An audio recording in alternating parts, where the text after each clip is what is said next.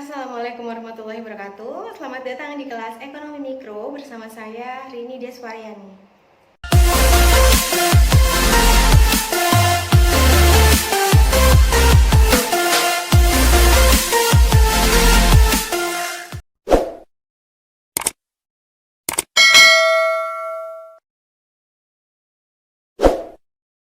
Pada kesempatan kali ini kita akan membahas mengenai teori biaya.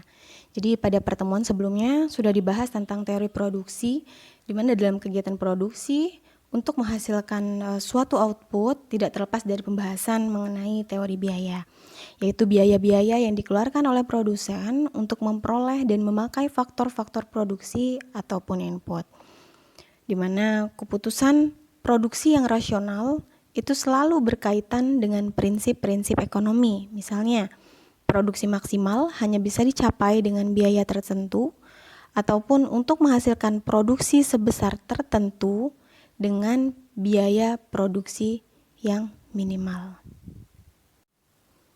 Pembahasan kita mengenai teori biaya itu meliputi 7 subpokok bahasan. Itu pertama mengenai konsep biaya produksi, lalu kemudian biaya jangka pendek, kurva biaya produksi, jadi bagaimana kurva biaya produksi itu sendiri. Lalu kita akan melihat bagaimana hubungan antara marginal cost, average variable cost, dan average cost, dan bagaimana hubungan antara produksi dan biaya. Kemudian kita akan melihat bagaimana biaya produksi jangka panjang, dan konsep skala ekonomi dan skala tidak ekonomi. Untuk pembahasan kali ini kita akan membahas dari poin 1 sampai dengan poin 4 ini. Ini yang akan kita bahas hari ini. Lalu kemudian sebelum membahas lebih lanjut mengenai konsep biaya produksi, kita perlu tahu terlebih dahulu apa itu biaya produksi. Ya. Jadi menurut Sukirno tahun 2016 itu menyebutkan bahwasannya biaya produksi dapat didefinisikan sebagai semua pengeluaran yang dilakukan oleh perusahaan untuk memperoleh faktor-faktor produksi dan bahan mentah yang akan digunakan untuk menciptakan barang-barang yang diproduksikan perusahaan tersebut. Jadi intinya biaya dapat dikatakan sebagai pengeluaran yang dilakukan dalam usaha untuk mengorganisasikan dan menyelesaikan suatu proses produksi. Jadi termasuk dalam biaya itu adalah dana yang dikeluarkan untuk membeli atau membayar input dan jasa yang digunakan dalam proses produksi. Nah, dalam analisis biaya produksi ini dibedakan menjadi 2 jangka waktu. Itu yang pertama jangka pendek, yaitu jangka waktu di mana sebagian biaya itu bersifat tetap dan tidak dapat ditambah jumlahnya. Lalu kemudian yang kedua adalah jangka panjang, yaitu jangka waktu di mana semua biaya itu bersifat variabel, yang artinya semua faktor produksi itu dapat mengalami perubahan. Nah, berikut konsep-konsep penting dalam teori biaya, yaitu yang pertama ada konsep biaya total, lalu kemudian nanti ada biaya rata-rata dan ada biaya marginal. Jadi ketiga konsep itu merupakan hal yang penting untuk perlu diketahui dalam teori biaya. Yang pertama biaya total. Jadi biaya total ini ada biaya tetap total atau total fixed cost, lalu kemudian biaya variabel total dan biaya total ataupun total cost. Pertama biaya tetap total, yaitu biaya yang besarnya tetap. Jadi sesuai dengan namanya biaya tetap total, ya. Biaya yang besarnya tetap berapapun besarnya output yang dihasilkan. Contohnya biaya sewa tanah ataupun misalnya sewa gedung, misalnya ada gedung. Lalu kemudian gaji pegawai tetap, ya.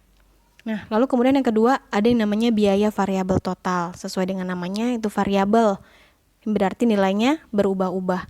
Jadi biaya variabel total itu biaya yang besarnya dapat berubah sesuai dengan perubahan pada tingkat output ataupun pada produksi yang dihasilkan. Lalu kemudian yang ketiga, ada yang namanya biaya total. Ini merupakan keseluruhan jumlah biaya produksi yang dikeluarkan. Ini terdiri dari TVC ataupun total variable cost tadi ditambah dengan total fixed cost. Ini secara matematisnya. Lalu kemudian biaya rata-rata. Jadi biaya rata-rata ini dibedakan jadi 3 pengertian, sama seperti halnya tadi, itu ada biaya tetap rata-rata, biaya variabel rata-rata, dan biaya total rata-rata. Jadi biaya tetap rata-rata itu diperoleh dari pembagian antara total biaya tetap atau TFC tadi dibagi dengan jumlah produksi. Ini dapat dilihat di sini ya. TFC per Q hingga diperoleh AFC ataupun average fixed cost. Dimana semakin meningkat output, maka nilai AFC akan semakin menurun. Karena tadi diperoleh dari nilai total fixed cost dibagi dengan tingkat output yang dihasilkan. Lalu kemudian yang kedua, biaya variabel rata-rata ataupun average variable cost, yaitu total biaya variabel dibagi dengan jumlah produksi. Begini rumusannya.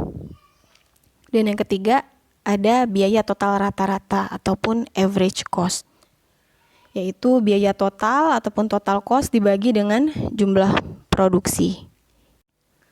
Lalu kemudian yang terakhir, biaya marginal ataupun marginal cost, yaitu biaya perubahan biaya total akibat adanya perubahan tingkat output sebesar 1 unit. Secara matematis seperti ini ya. Sorry, ini salah. Ini harusnya delta TC per delta Q ya. Jadi dapat kita turunkan bahwasanya TC itu merupakan penjumlahan antara TVC dan TFC ya.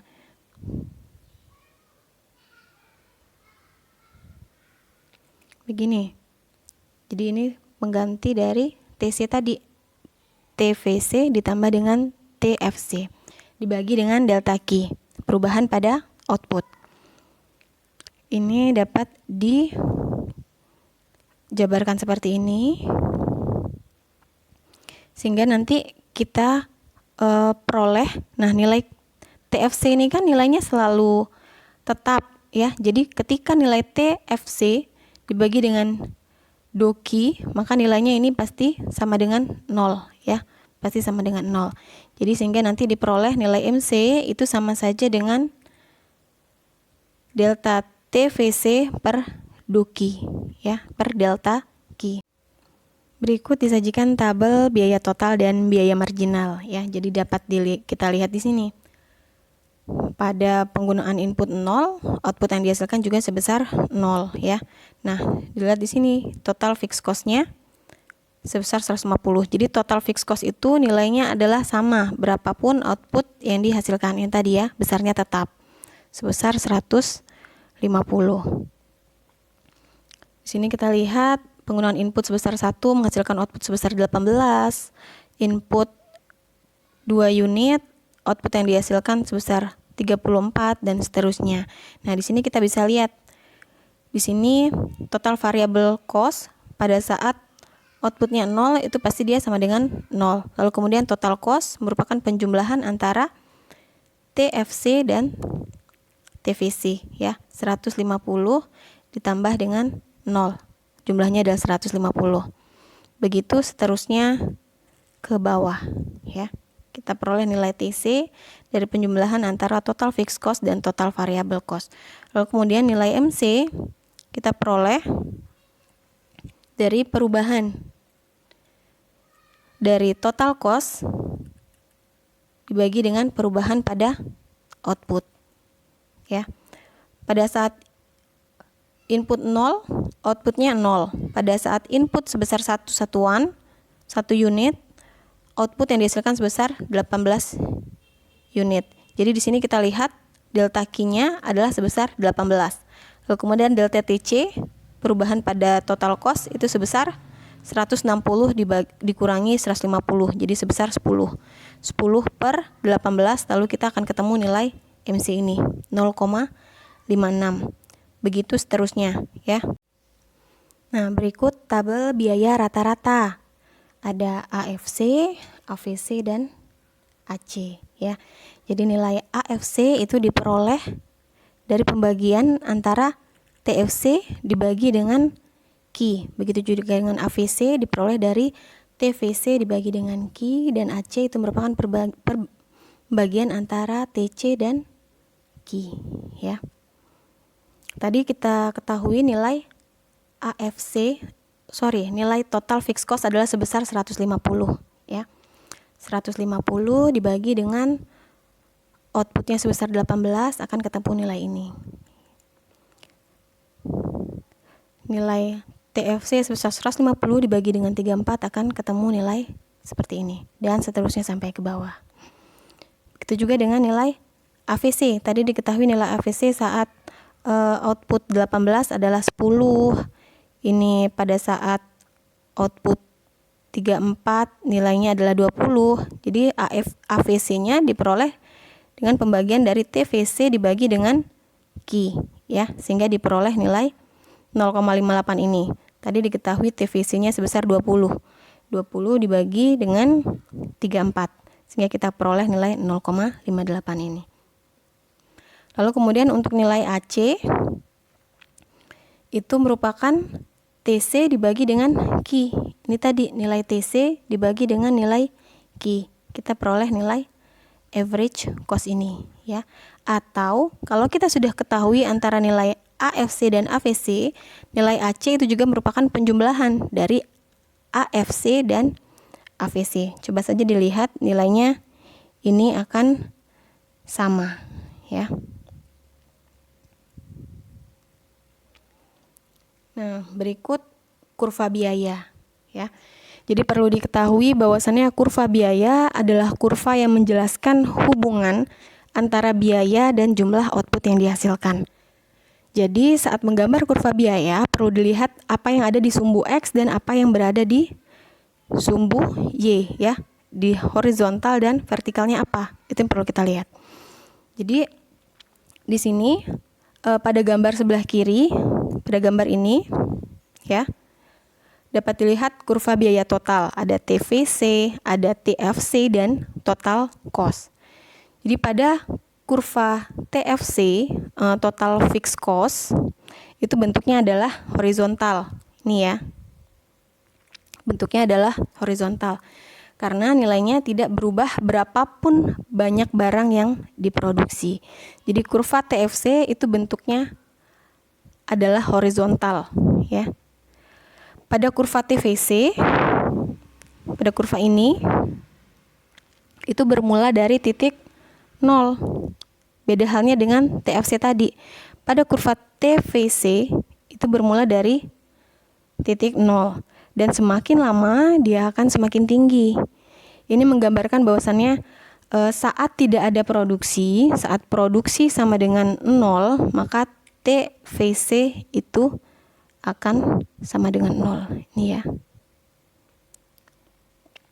Dan semakin besar produksi, maka semakin besar nilai total variable cost atau total biaya variabel. Jadi pada permulaannya apabila terjadi perubahan pada faktor produksi, maka produksi marginal itu akan meningkat dan menyebabkan TVC berbentuk landai. Ini dapat kita lihat di sini pada awal-awal mulanya ya, seperti ini. Nah, lalu kemudian apabila produksi sudah meningkat dan semakin banyak, maka produksi marginal itu akan berkurang dan menyebabkan TVC akan semakin tegak. Nanti di sini dia akan semakin tegak nilai TVC. Nah, adapun kurva TC ini merupakan penjumlahan antara TFC dan total variable cost. Oleh karena itu kurva TC itu bermula dari pangkal TFC. Dan jika ditarik garis tegak antara TVC dan TC ini ya, maka panjang garis itu akan sama dengan jarak dari TFC ke sumbu datar atau sumbu horizontal ini. Lalu kemudian yang di gambar sebelah kanan ini kita lihat ada marginal cost, average cost, average variable cost ya. Di sini kita lihat.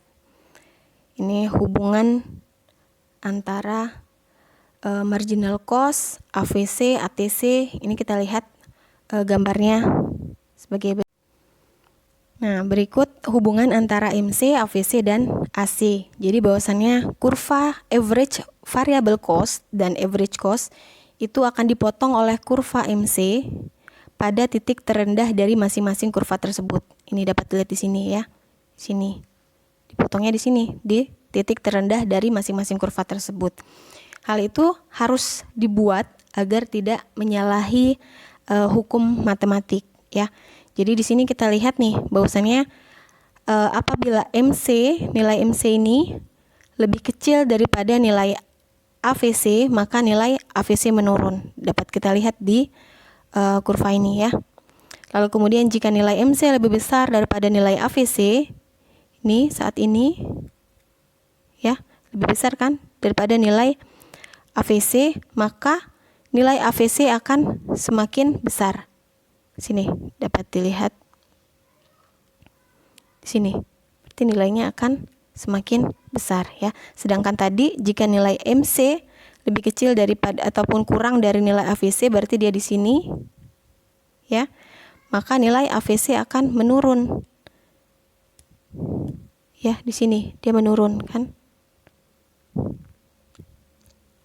Jadi saat nilai MC lebih besar pada di ini sumbu yang garis merah ini, maka nilai AVC akan semakin besar ya, akan semakin meningkat. Ini dilihat di garis ini ya. Oke, mungkin untuk pertemuan kali ini cukup sampai di sini. Nanti pada pertemuan selanjutnya kita akan bahas lagi ya mengenai bagaimana hubungan antara produksi dan biaya. Lalu kemudian nanti kita lihat biaya produksi jangka panjang, lalu kemudian konsep skala ekonomi dan skala tidak ekonomi. Oke, mungkin cukup sampai di sini. Wabillahi taufiq wal hidayah. Wassalamualaikum warahmatullahi wabarakatuh.